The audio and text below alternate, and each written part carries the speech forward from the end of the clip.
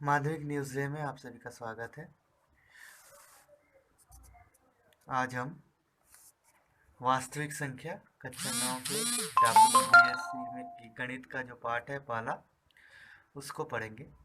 तो अगले पाठ में हमने परिमेय संख्या के बारे में पढ़ा था और उसे कैसे संख्या रेखा पे अंकित करते हैं उसके बारे में पढ़ा था और कुछ स्वयं करो का 1.1 का सारे सवालों का बनाया था। इस वीडियो में हम अपरिमेय संख्या के बारे में पढ़ेंगे।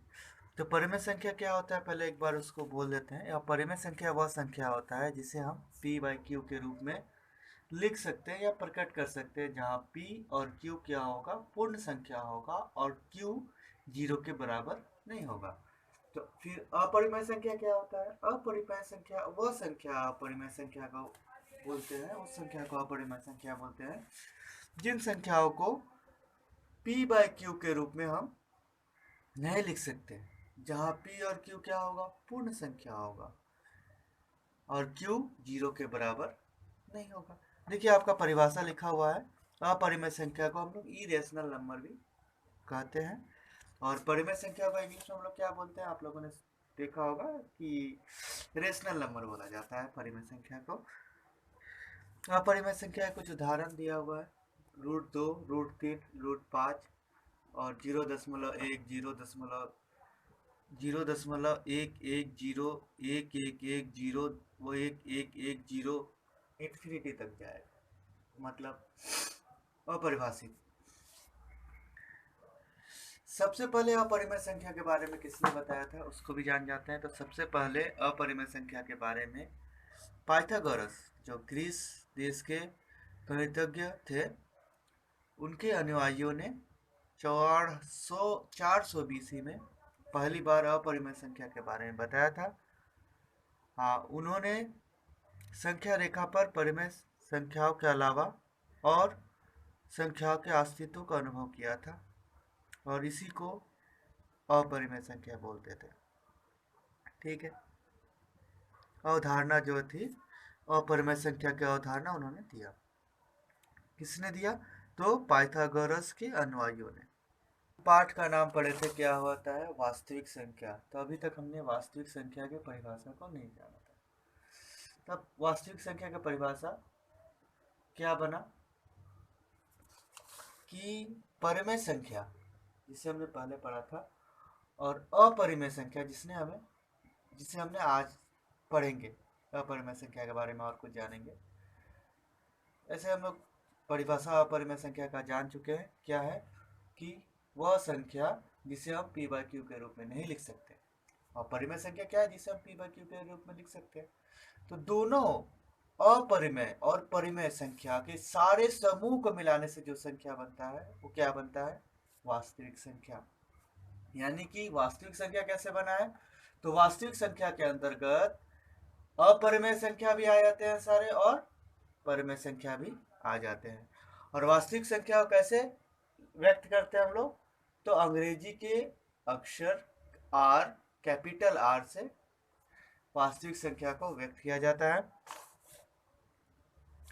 ठीक है, अब हम क्या करेंगे, अब देखिए कि जो दो मतलब क्या बोलते हैं गणितज्ञ थे जर्मन के, कैंटर और डेडिकाइट, दोनों ने डेडिकाइंड दोनों ने कहा है कि किसी भी वास्तविक संख्या को संख्या रेखा पर एक निर्दिष्ट बिंदु पे ही अंकित किया जा सकता है। अगर बिंदु बदलेंगे तो क्या होगा, संख्या बदल जाएगी। समझ में आया? इसीलिए संख्या रेखा को क्या बोलते हैं हम लोग, वास्तविक संख्या रेखा भी बोलते हैं। चलिए मैं आपको दिखा देता हूं। जैसे मान लो कि एक संख्या रेखा है, हाँ ये संख्या रेखा है और संख्या रेखा पर हम कोई बिंदु ले लेते हैं, 5 बिंदु ले लिया, इसका हम दे देते हैं 0, 1, 2, 3, 4। 2 एक वास्तविक संख्या है, उसका एक निश्चित बिंदु है। अगर संख्या रेखा से बिंदु को बदले, हम 1 पे आ जाए तो क्या होगा, हमारा वास्तविक संख्या क्या होगा, बदल जाएगा। इसका मतलब क्या हुआ कि प्रत्येक वास्तविक संख्या के लिए संख्या रेखा पे एक निर्दिष्ट बिंदु है, एक ही बिंदु है। बिंदु को बदलने से क्या होगा, संख्या वास्तविक संख्या बदल जाएगी। ठीक है, इसीलिए संख्या रेखा को क्या बोलते हैं हम लोग, वास्तविक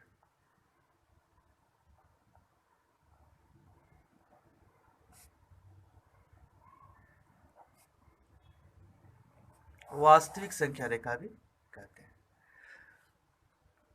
ठीक है, हम लोग वास्तविक संख्या रेखा के बारे में भी जान गए।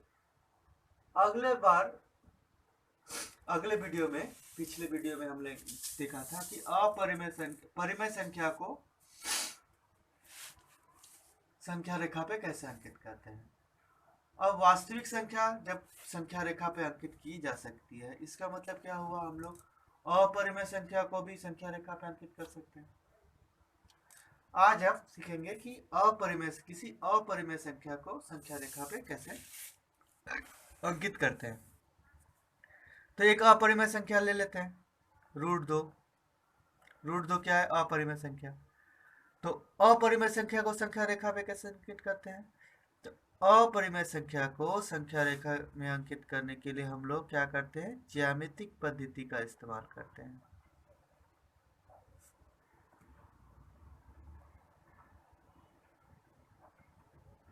और ज्यामितिक पद्धति मतलब ज्यामितिक के जो होते हैं ना, कंपास, स्केल, उसकी सहायता से हम लोग अपरिमेय संख्या को संख्या रेखा पे अंकित करते हैं। और पाइथागोरस थ्योरम की सहायता से, मतलब पाइथागोरस प्रमेय की सहायता से हम लोग किसी अपरिमेय संख्या को संख्या रेखा पे अंकित करते हैं। अब √2 को कैसे अंकित करेंगे, तो पाइथागोरस और ज्यामितिक पद्धति की सहायता से संख्या रेखा पे। तो सबसे पहले हम पाइथागोरस के हिसाब से मैं आपको बता देता हूँ, उसके बाद ज्यामितिक पद्धति की सहायता से हम लोग संख्या रेखा पे अंकित करते हैं। तो पाइथागोरस थ्योरम क्या होता है, कर्ण का स्क्वायर बराबर आधार का स्क्वायर जोड़ लंब का स्क्वायर। कर्ण क्या होता है, त्रिभुज में, ये त्रिभुज है, ठीक है। एक मिनट में उसे बड़ा ड्राइंग बना देता हूँ थोड़ा सा, देखिए ये त्रिभुज है, त्रिभुज का नाम दे देते हैं ABC। AB को क्या बोलेंगे हम लोग, लंब। CB को क्या बोलेंगे, आधार। AB को लंब क्यों बोलते हैं, तो एक समकोण त्रिभुज है, B क्या है, 90 डिग्री है, इसीलिए हम AB को लंब बोल रहे हैं। और CB क्या है, आधार है। आप CB को भी लंब बोल सकते हैं, तो AB क्या हो जाएगा, आधार हो जाएगा। और AC के क्या बोलेंगे इसको, कर्ण। और कर्ण का फॉर्मूला क्या होता है, कर्ण का स्क्वायर बराबर आधार का स्क्वायर प्लस लंब का स्क्वायर। इसको क्या बोलते हैं हम लोग, पाइथागोरस प्रमेय। ठीक है, अब √2 को क्या बनाना है, संख्या रेखा पे अंकित करने के लिए √2 को हमें कर्ण बनाना है। ठीक है, अब √2 को जब कर्ण बनाएंगे तो उसमें कितना आधार होना चाहिए और कितना लंब होना चाहिए। √2 अगर कर्ण हो तो आधार कितना होना चाहिए, लंब कितना होना चाहिए, पता लगाना पड़ेगा। अगर ये दोनों मिल जाए तो हम √2 बना सकते हैं कर्ण। अगर आधार 1 हो और लंब भी 1 हो तो क्या होगा कर्ण, देखिए आधार का स्क्वायर जोड़ लंब का स्क्वायर बराबर क्या होगा, 2। कर्ण का स्क्वायर बराबर 2, तो कर्ण बराबर क्या हो जाएगा, √2। कर्ण का मान आ गया √2। इसी का प्रयोग करके हम संख्या रेखा पे अंकित करेंगे। चलिए हम संख्या रेखा बनाते हैं।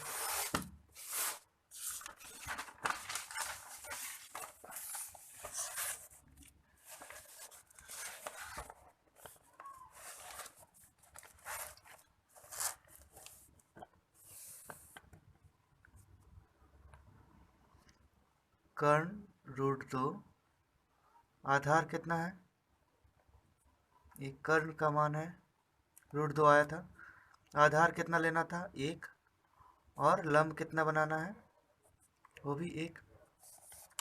तो चलिए अब हम संख्या रेखा बनाते हैं। संख्या रेखा के लिए हम क्या करेंगे, स्केल की सहायता से आधार की लंबाई कितना लेना है 1, तो हम यहाँ आधार की लंबाई 1 इंच लेंगे। 1 सेंटीमीटर भी ले सकते हैं, लेकिन सेंटीमीटर बहुत छोटा हो जाएगा और हमें क्या बोलते हैं संख्या रेखा बनाने में कोई दिक्कत आएगी, बहुत छोटे छोटे बनेंगे, साफ नहीं दिखेगा। इसीलिए हम क्या करेंगे, आधार की लंबाई हम 1 इंच ले लेंगे ताकि हमें इस सही स्पेस मिल सके बनाने के लिए।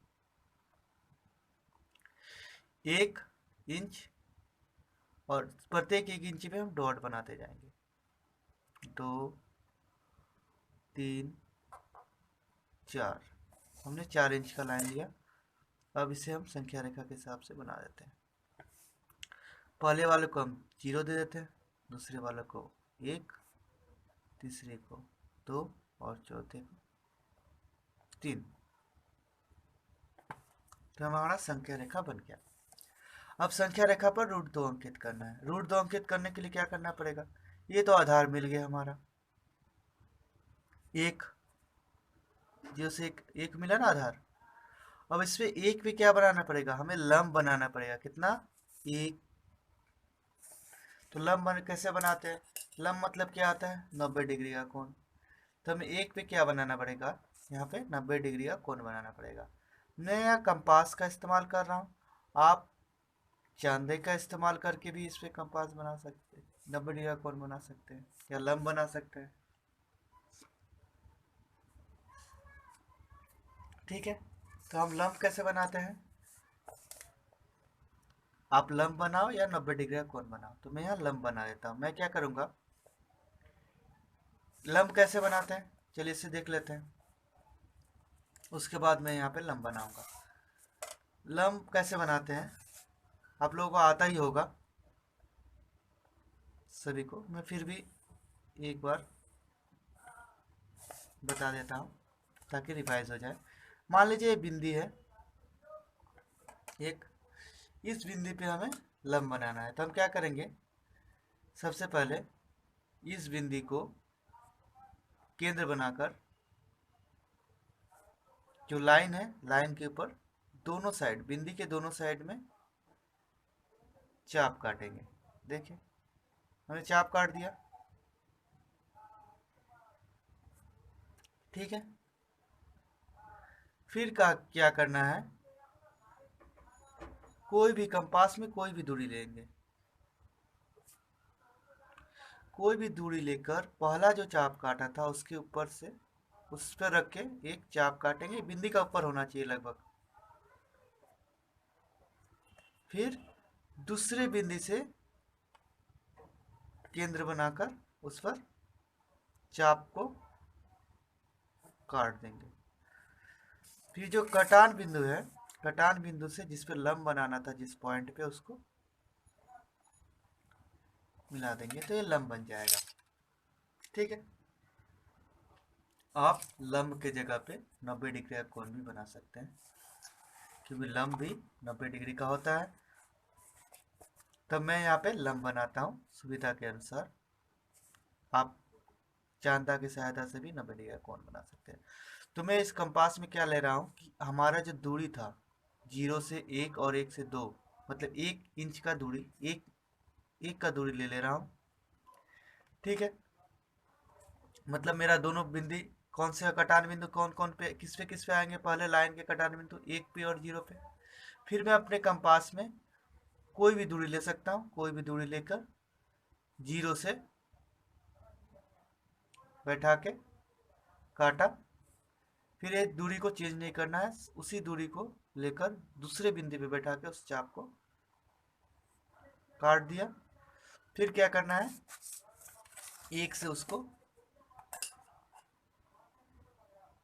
मिला देना है। तो ये हमारा क्या बना, लंब बन गया।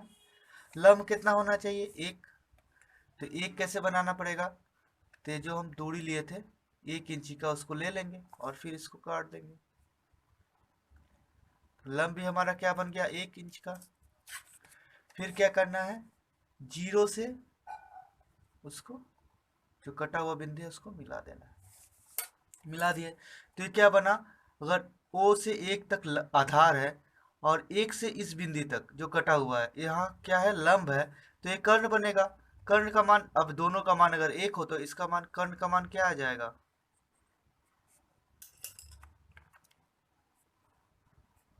√2। ठीक, इस O से 0 से इस बिंदु का दूरी क्या हो गया, √2। √2 को आप संख्या रेखा पर अंकित करेंगे। कैसे, सबसे पहले कंपास की सहायता से 0 से जो कटान बिंदु है वहां तक का दूरी को मापेंगे। फिर उस बिंदु पे से जो हमारे संख्या रेखा है उस पर एक चाप काट देंगे, और जो चाप कटेगा उसका नाम क्या लिखेंगे हम, बिंदु P। फिर लिखेंगे कि √2 को संख्या रेखा पर अंकित कर P बिंदु पाया। तो ये हमारा √2 का बन गया। संख्या रेखा पर कैसे अंकित करते हैं सीख लिया हमने। अब क्या करना है, √3 को अंकित करना है। √3 को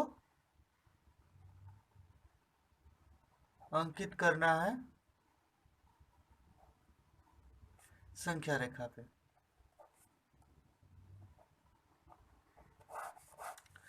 √3 को संख्या रेखा पे कैसे अंकित करते हैं, उसके लिए भी √3 को क्या बनाना पड़ेगा, हमें कर्ण बनाना पड़ेगा। तो √3 अगर कर्ण हो तो आधार क्या होगा, और लंब क्या होगा उसको निकालना पड़ेगा। तो √3 कैसे आता है इससे देख लेते हैं। 3 लाने के लिए आपको क्या चाहिए, 2 और 1।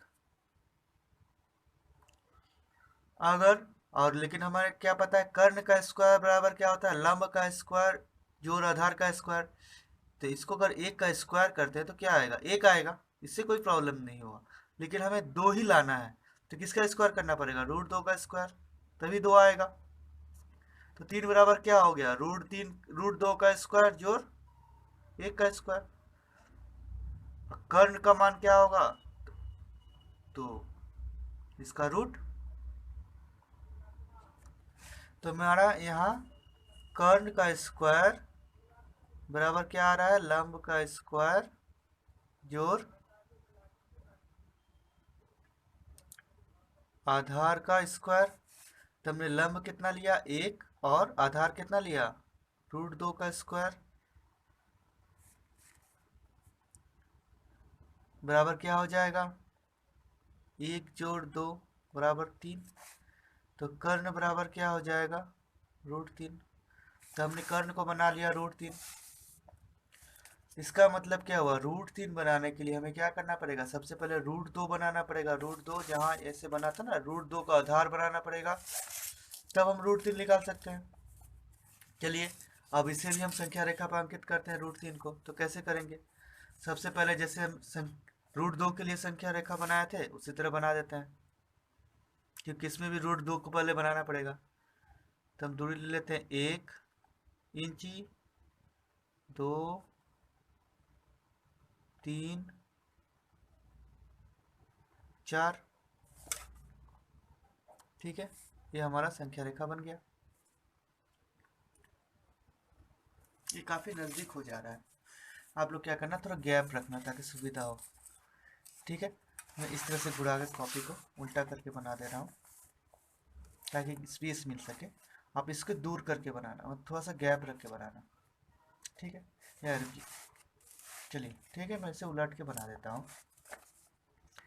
अब इसे पॉइंट कर देते हैं, 0, 1, 2, 3। आप लोग इसे थोड़ा दूर, इससे दूर बनाओगे तो आप सीधे बना पाओगे। मेरा गैप कम हो जा रहा है, इसीलिए मैंने उलट के बनाया। ठीक है। √3 को बनाने के लिए क्या करना पड़ेगा, सबसे पहले √2 को बनाना पड़ेगा। तो √2 कैसे बनाए थे, एक पे हमने लंब खींचा था। चलिए मैं बना देता हूँ फटाफट। ये 2 पॉइंट पे बैठा के हमने ऊपर काटा था।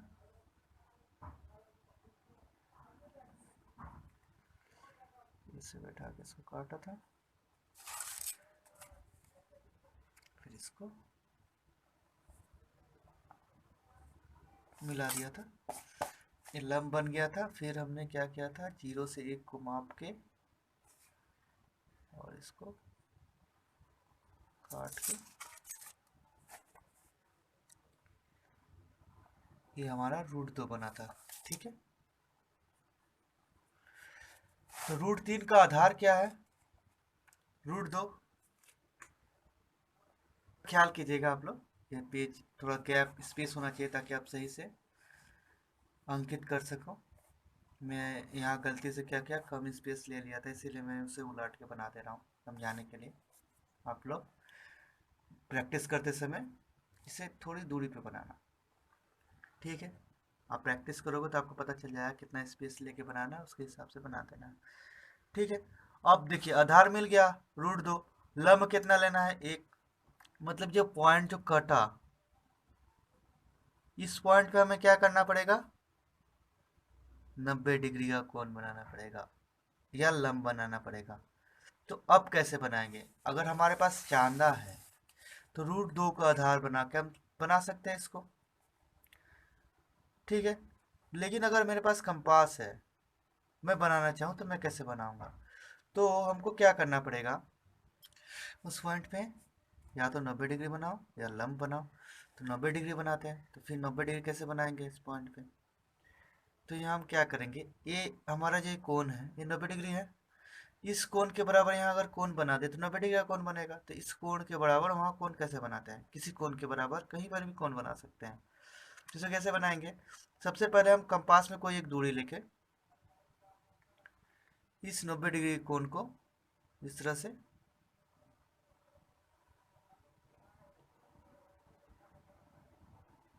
चाप काट देंगे। ठीक है।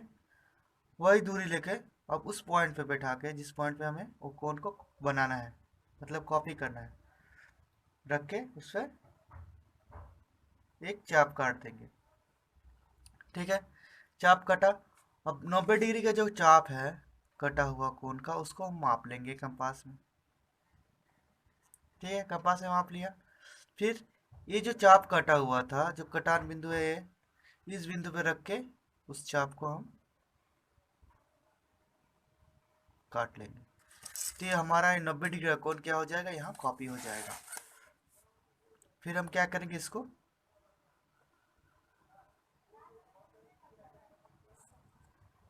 मिला देंगे। मतलब यहाँ हमारा कितना डिग्री का कोण बना, 90 डिग्री का कोण बन गया। अब क्या करना है, ये हमारा आधार क्या हो गया, √2। ठीक है, ये आधार क्या हो गया, √2। अब हमें लंब को कितना बनाना है, 1।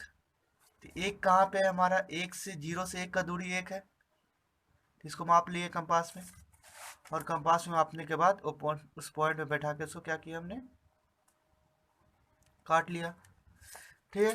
काटने के बाद क्या करेंगे, हम 0 से उस पॉइंट को, जो कटा पॉइंट है, चाप काटा था हमने, उसको मिला देंगे। तो ये कितना डिग्री, कितने लंबाई का हो जाएगा, ये हो जाएगा आपका √3। तो हमें क्या करना है, √3 को संख्या रेखा पे अंकित करना है। तो फिर जैसे √2 को माप के संख्या रेखा पे काटे थे, हम क्या करेंगे, कंपास की सहायता से √3 को मापेंगे। ठीक है। मापने के बाद फिर इसको मिला देंगे। ठीक है। ये जो बिंदु आया इसका नाम दे देंगे हम P, और फिर उत्तर में जिस तरह लिखा था उसमें पहले लिख देंगे, √3 को संख्या रेखा पर अंकित करने पर P बिंदु पाया। ठीक है, √3 का बना लिया हमने। अब हम बनाएंगे √5 का। अब हम बनाएंगे रूट 5 को संख्या रेखा पर अंकित करेंगे। रूट 5 को संख्या रेखा पे कैसे अंकित कर देंगे? रूट 5 को फिर क्या बनाना पड़ेगा हमें? कर्ण बनाना पड़ेगा। रूट 5 को कर्ण बनाने के लिए आपका आधार क्या चाहिए और लंब क्या चाहिए? रूट 5 को हमने कर्ण बनाया है तो हमें पता है कर्ण का स्क्वायर बराबर क्या होता है? लंब का स्क्वायर जोड़ आधार का स्क्वायर। रूट 5 लाने के लिए हमें क्या करना पड़ेगा? 4 और जोड़ 1। तो लंब को अगर हम 1 मानते हैं तो आधार को 2 मानते हैं, दोनों का स्क्वायर निकालते हैं तो क्या हो जाएगा? 1 जोड़ 4 बराबर 5। कर्ण का स्क्वायर बराबर 5। इसका मतलब कर्ण बराबर क्या हो गया? रूट 5। इसका मतलब हमारा आधार क्या है? 2 और लंब क्या है? 1। तो अब संख्या रेखा पर अंकित करते हैं। संख्या रेखा पर अंकित करने के लिए हमें रूट 5 को क्या बनाना पड़ेगा? कर्ण बराबर कर्ण। 2 बराबर क्या मिला है? आधार। और 1 बराबर क्या है हमारा? लंब। इसे याद रखना है। चलिए अब संख्या रेखा पे बनाते हैं। संख्या रेखा बनाते हैं, इसको भी उसी तरह स्केल की सहायता से क्या करेंगे? हम 1-1 इंच की दूरी ले लेंगे और पॉइंट बनाएंगे। 1 2 3 4 5। ठीक है, 0 2 और 3 हमने संख्या रेखा बना लिया। ठीक है, अब हम क्या लेना है? आधार को क्या लेना है? 2। 0 से 1 2। हमने आधार को क्या लिया? यहाँ से 0 से 2 तक क्या है? आधार है। लंब क्या है? 1। तो हमें 1 पे क्या करना पड़ेगा? फिर लंब बनाना पड़ेगा, यानी कि 90 डिग्री का कोण। तो हम क्या करेंगे? समान दूरी 1 और 2 क्या है? ये यहाँ से सारे 1 इंची का है, इसका मतलब दोनों समान दूरी है। तो हम कोई भी लेके दूरी लेके क्या करेंगे? ऊपर काट लेंगे। लंब बना रहे हैं जैसे पहले बनाया था, फिर उसे क्या करना है? हमें बना लेना है। तो हमारा 90 डिग्री का कोण या लंब बन गया। फिर क्या करना है? 1 इंच बनाना है लंब को। तो लंब को क्या करेंगे? 1 इंच माप के फिर इसको काट देंगे। तो ये हमारा 1 इंच का लंब बन गया। फिर जो कटान बिंदु है इसको किससे मिलाना पड़ेगा? हमें 0 से। क्यों? हमारा लंब आधार क्या है? 0 से 2 तक। तो ये आधार बना दिया और इसको हमने मिला दिया। तो ये क्या बना हमारा? रूट 5। फिर क्या करेंगे? रूट 5 को कंपास में मापेंगे और फिर इसको चाप काट देंगे। कटे हुए चाप को क्या लिखेंगे? P। और लिख देंगे उत्तर में कि रूट 5 को संख्या रेखा पे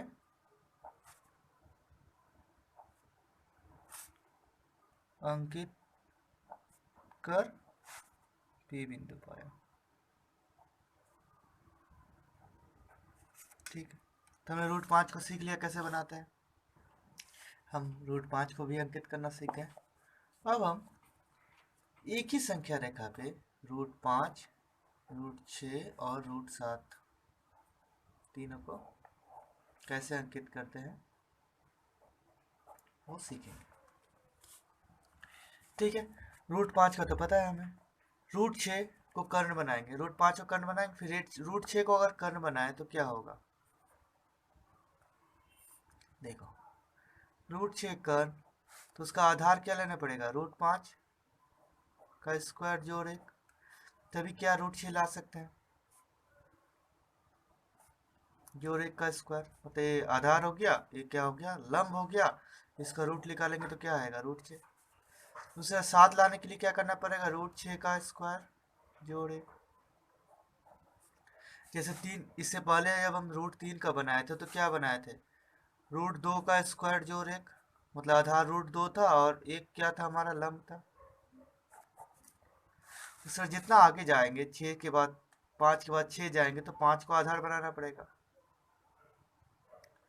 6 के बाद 7 जाएंगे तो 6 को आधार बनाना पड़ेगा। ठीक है, हम इन सभी को आधार बनाकर एक ही सरल रेखा पे, मतलब एक ही संख्या रेखा पे कैसे बनाते हैं। √5, 6 और 7। अगर मान लो आपको 7 आया, √7 का संख्या रेखा पे बनाना है, तो आपको ये दोनों बनाना ही पड़ेगा, नहीं तो आप 7 पे डायरेक्ट नहीं बना सकते। और √6 आया तो आपको √5 ही बनाना पड़ेगा, इसीलिए मैं इसको तीनों को एक ही संख्या रेखा पे दिखा देता हूँ। इसके बाद अगर आप √8 ही बनाए तो आपको √7 की मदद लेना पड़ेगी। हम तीनों को देख लेते हैं कैसे बनाते हैं। चलिए सबसे पहले संख्या रेखा बनाते हैं। इस संख्या रेखा को भी हम क्या करेंगे, 1-1 इंच का दूरी पे बनाएंगे। 1, 2, मतलब 1-1 इंच की दूरी पे हम पॉइंट लेंगे। तो हमने 4 पॉइंट लिया, लाइन थोड़ा गड़बड़ हो गया, आप थोड़ा ख्याल करना कि ऐसे स्ट्रेट लाइन हो, सीधी लाइन हो। यहाँ पॉइंट ले लेंगे 0, 1, 2, 3, हमने पॉइंट ले लिया। √5 पहले बनाना पड़ेगा। √5 कैसे बनाएंगे, सबसे पहले √2 पे जैसे हमने बनाया था, इससे पहले √2 को पे क्या करना पड़ेगा, लंब बनाना पड़ेगा। लंब बनाने की क्या करेंगे, उसी तरह एक दूरी लेके 3 से 2 से काट देंगे। आप चांदे के सहायता से भी इसको बना सकते हो, 90 डिग्री का कोण। तो इसे क्या करना है, इसे हमें, 1 मिनट शायद गड़बड़ हो गया, 1, 2, ठीक है। फिर इसे मिला देना है, ठीक है, मिला दिया मैंने। अब इसको क्या करना है, लंब को क्या बनाना है, 1, तो 1 बना दिया मैंने लंब को, ठीक है। फिर 0 से इसको मिला देना है। 0 से इसको मिलाने से क्या बन जाएगा हमारा, ये √5। अब √5 कलम से लिख देता हूँ, √5। अब √5 को क्या बनाना है, आधार बनाना है। और इस जो कटान बिंदु है, पॉइंट है, इस पॉइंट पे 90 डिग्री का कोण बनाना पड़ेगा। तो कैसे बनाएंगे हम, या तो कंपास की सहायता, चांदा की सहायता से कोण बना लेंगे, या फिर हम इसको यहाँ से काट देते हैं और इसी दूरी को लेकर इस पॉइंट पे √5 से लेकर होते हुए एक चाप काट देते हैं, ठीक है। फिर इस दोनों पॉइंट का दूरी को मापेंगे। मापने के बाद यहाँ पर पॉइंट करके जो 5 पे कटा हुआ उसको इस काट देंगे। फिर इस पॉइंट से उसको मिला देना है, तो ये हमारा 90 डिग्री का कोण बन जाएगा या लंब बन जाएगा। फिर क्या करना है, इसको 1 बनाना है। तो 1 बनाने के लिए फिर क्या करना पड़ेगा, इसको नाप लिए, फिर यहाँ से इसको काट दिया, शायद ढीला हो गया थोड़ा सा, ठीक है। फिर जो कटा बिंदु है उसको 0 से मिला देंगे,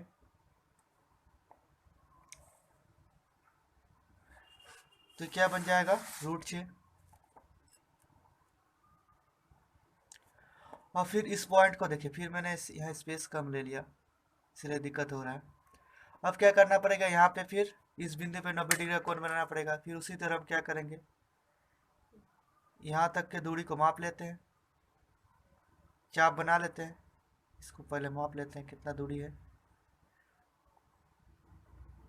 ठीक है। फिर मैंने यहाँ पे क्या करेंगे, चाप बना लेंगे एक, ठीक है, चाप बना लिया। चाप बनाने के बाद फिर यहाँ से ये जो बिंदी है यहाँ कटा हुआ, इसका माप लेंगे, फिर इसको काट लेंगे। काटने के बाद फिर क्या करेंगे, यहाँ से इसको मिला देंगे, ठीक है, मिला दिया। ये लाइन साफ दिख रहा है,